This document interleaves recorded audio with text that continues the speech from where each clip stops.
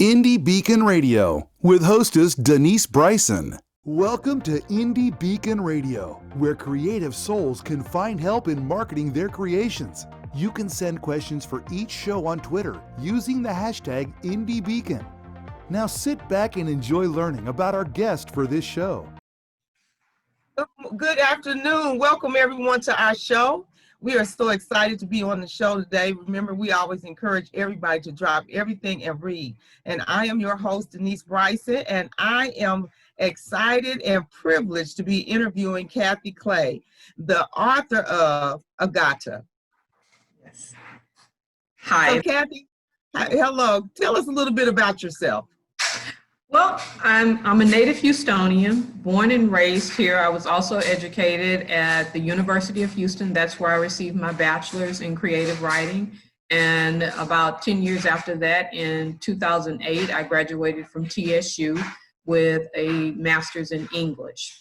Currently, I do teach English at the junior college level in addition to writing. And when I'm not writing, I enjoy my family. I also like pets as well, cats, dogs, and horses. Oh my, that's amazing. That is good. So what type of dog do you have?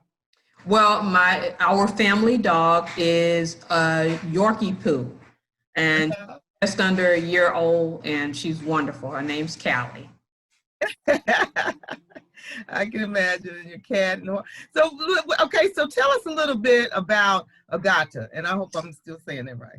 You are, absolutely. Okay. Agatta is a story that came to me in 1995 after I had visited New Orleans a few times. I'm a history buff. I love history, and I was so inspired about what I learned as far as free people of color,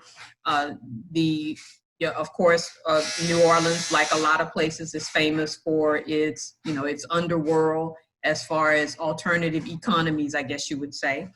And it triggered me to write a story about a young girl who had fallen into a bordello life because of unfortunate circumstances. And she's an African-American woman in the late 1800s. After her parents are murdered, she finds herself in the French Quarter, and she becomes a young harlot. And the story doesn't end there. It's more about how she transforms her identity through the friendships she's making. She finds love and salvation, and she's ultimately led out of that lifestyle. But with all of that, it is against the backdrop of a time where people were living under laws such as the Black Codes. They are still, it's a separate society. There aren't very many opportunities for women. You take the fact that she's very young, she is a young girl. So all of that transpires into how this story unfolds. Oh, wow. And so tell us, now what's the significance of the title? I mean, that's her name, so that's the significance of the title. Is that right? Exactly. Agatta Lugar is her full name. I like that name because in viewing historical documents, it was actually a common name. There was Agatha, Agate, and Agatta, but they spelled it, most often with one T, and I just added a second T. I thought it maybe would be easier to pronounce, at this point in time in history because of the way we speak. But yeah, it was not an unusual name. Wow. So who is the antagonist in the story? Who would you say that? I read. Well, the antagonist, think about it. Normally you have man versus man, man versus nature, and man versus himself, man versus God. Life itself, her circumstances become the antagonist. Now she does the antagonist in the form of Vivian, and that Vivian is another young harlot who was in Cesar. Cesar Jorda is Agatta's love interest, and Cesar's woman before Agatta came along. And as a matter of fact, she's attacked by Vivian, and she has to recover from her own personal injuries. But Vivian too is a victim of circumstances. But primarily when it comes to the human antagonist, that would be Vivian, but also circumstances. Her, like I stated earlier, her parents are murdered. They're women of color, so they live, under a very rigid set of rules in society, and they have to navigate those. So all of that works in as far as the antagonist. And what about the protagonist in the story? What would you say? Who would you say that is? That is definitely Agatta Lugar. Mm-hmm. Is definitely the protagonist. Now she's young, but she's wise enough to know that she doesn't want 5151 Dauphine Street to be the end of her story. Exactly. Yeah. Her hardships, she is still very much open to love. She's one of the most compassionate protagonists I think I've ever worked with as far as writing it. She's not hardened by her circumstances. I think that has to do with the fact that she is, a teenager when she starts out. So though life has dealt her some hard blows, she understands that does not have to define who she is. She wouldn't articulate it that way. She's just caught up in the business of, I guess you would say, wishing, hoping, and even planning. Mm-hmm. And so that's what makes it such a great story when you talk about that. And that's such a great message to convey, that I might be in this circumstance, or I might be in this situation right now, but this is not my final destiny in this situation, that I can come up and I can come out of it, and I can be whoever it is I'm supposed to be, regardless of what is going on right now. And I think that's such a great lesson to be learned in this story. That's what I really think. Now, what is that kind of the direction you were taking the story, or Absolutely. Is that just what I got from it? No, that is really the story. It is, if it may be 1880s New Orleans, but the reality is that human beings are hardwired, I believe, for hope. Mm-hmm. And her circumstances look hopeless, but they not, because people came out of those circumstances. They still do. Times may change, but the plights of the human being pretty much stay the same. And as Agatta would not have read self-help books, she does have the personage of Reverend Luther McBride, who validates her affirmations that, this life isn't supposed to be, a forever solution to your circumstances, that there is a way out. And also you see sort of the divinity of human beings when Luther reaches out to these women. He does not have ulterior motives. He comes to them in the spirit of friendship and gives them a way out that they are all seeking, because these women that she befriends at the brothel, they're all decent human beings, and they are so worthy of better circumstances than they find themselves in. Wow, this is really good. And I have another question to follow, but we'll come back to that. But I want to say it before I forget about it. But one of the things I was thinking about, if we think about today's situation with all the human trafficking, and how that this story would be such a great story for somebody to read that is caught in that situation right now and don't really know how they're going to get out. But this story could give them hope that I don't have to be stuck here. I might have been brought here against my will, but there is hope that I can get hope that I can come out of it. And right now we're going to take a break, and we're going to hear something from our wonderful sponsors. We'll be right back. Thank you. Do you send book sales to a company that takes most of your money? Want to earn more money from your book sales? Do you want a bookstore that supports you? Introducing a new bookstore for indie authors and small press, B4R.store. Earn up to 80% of your book sales and learn how to market yourself. B4R.store. I'm Rox Berkey. And I'm Charles Brakefield. We're award-winning co-authors, Brakefield and Berkey, of the Enigma book series. There are 10 books in the series, with book number 11 planned for release in January 2020. Each story has a central technology focus ranging from identity theft to cryptocurrency, and now AI wars. These adult techno thrillers pit cyber good guys against cyber thugs across the darknet. In our world, technology is today's weapon of choice. You can enjoy ebook format, paper, or Audible. We want your feedback. Until the next story, thank you. Thanks. Join us for the 6th Annual Authors Marketing Event in Granbury, Texas on July 23rd to the 25th, 2021, where authors share ideas and learn from the professionals over a 2-day weekend. Receive your book marketing certification from the only organization in the world that has been doing it for 5 years, Authors Marketing Guild, a membership-based organization that supports authors from around the world. Learn more at ame.authorsmarketingguild.com. Sponsored by indielector.store, a bookstore that pays authors their fair share. Hello, I am the author and poet Denise Bryson. I am the author of The Things That Cross My Mind, Love's Reality, both in book and audio form. I am also noted as one of the best poets of 2011. I have 2 new projects coming up. One is the Blinky series, where Blinky tells us all about our coins and our bills for our children. I also have a book coming out called Say Ye. It's quotes from Denise Bryson, just inspirational and that will help you along the way. Welcome back to Indie Beacon Radio.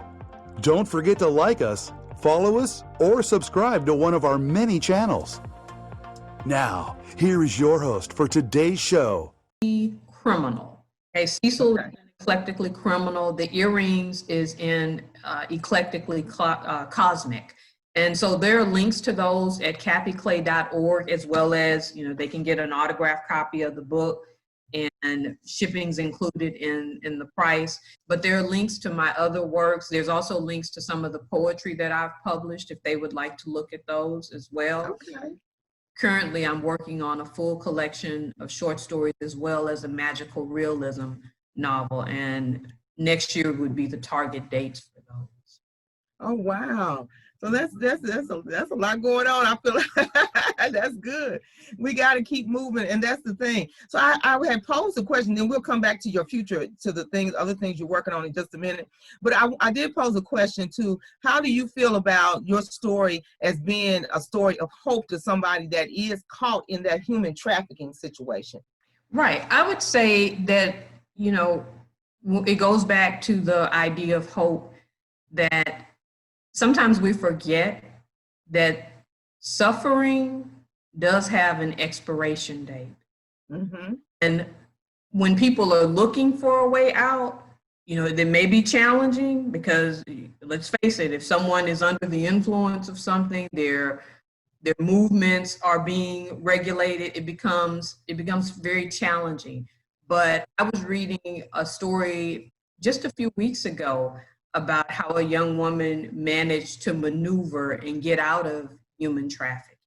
But when it comes to that industry, you have people from all ages, cultures, all over the world, and it can be very difficult to escape, but it does happen. I don't think we pay enough attention to that. I think only now are people beginning to say, wait a minute, there's this whole other aspect of if you will, of human bondage based on sex.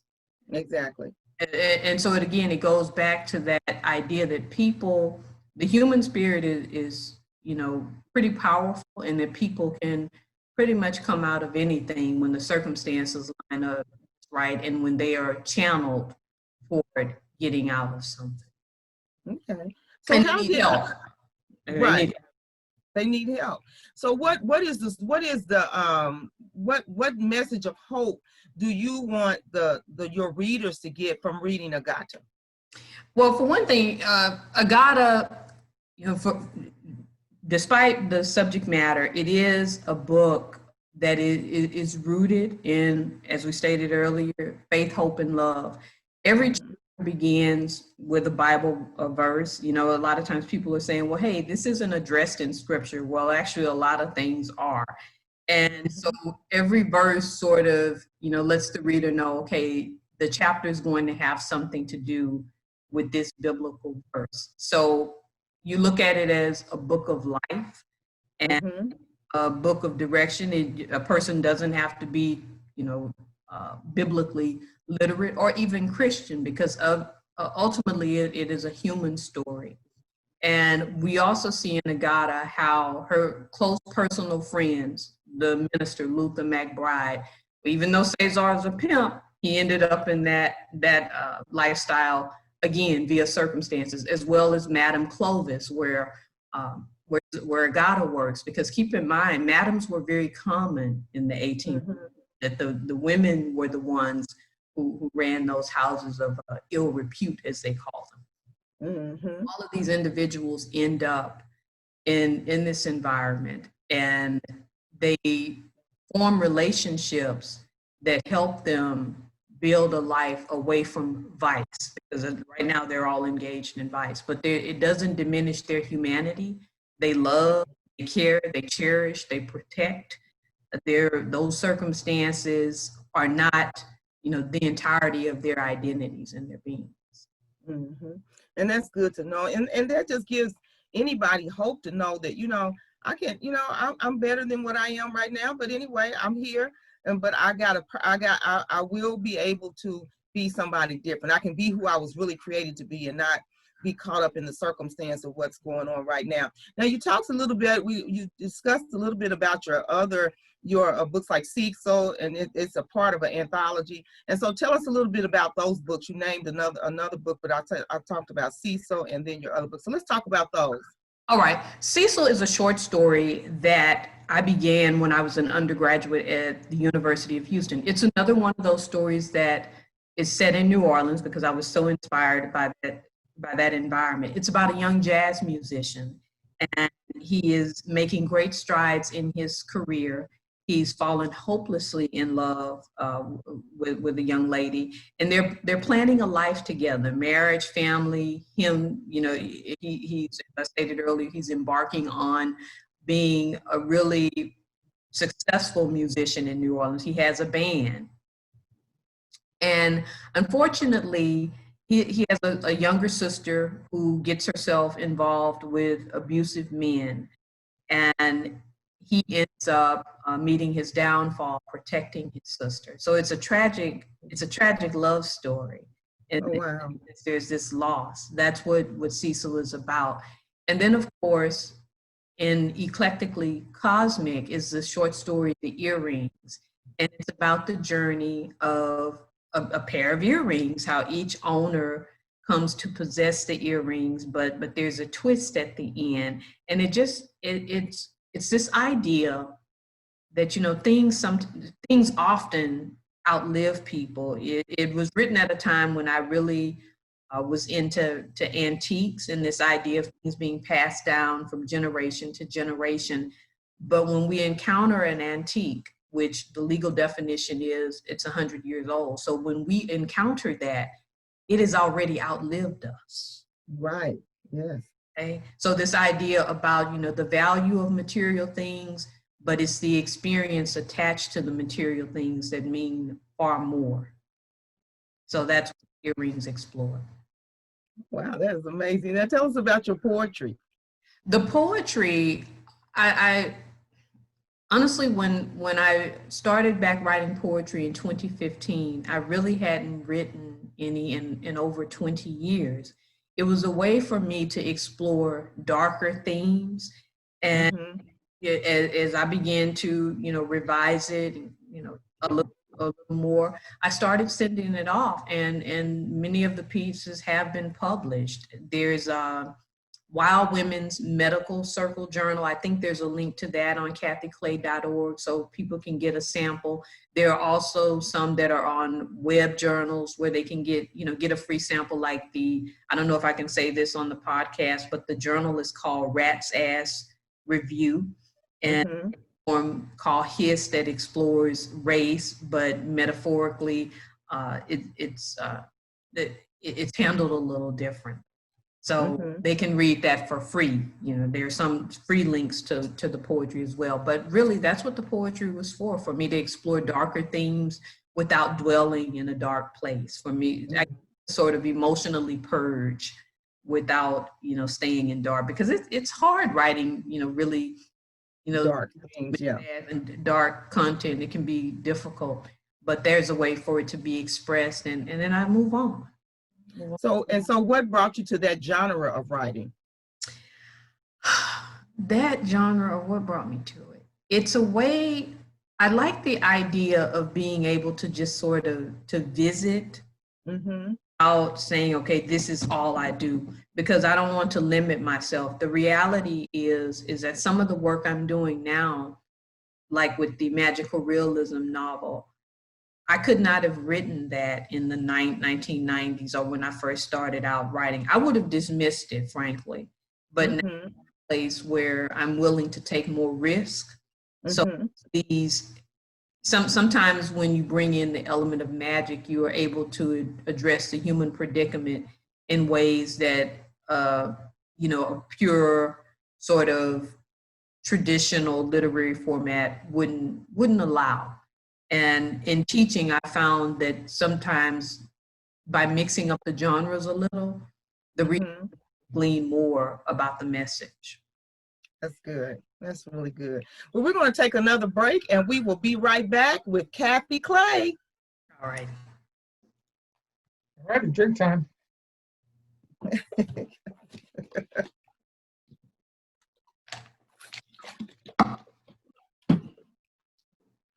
All right, so the last 5 minutes, we'll talk about social media, websites, and all that.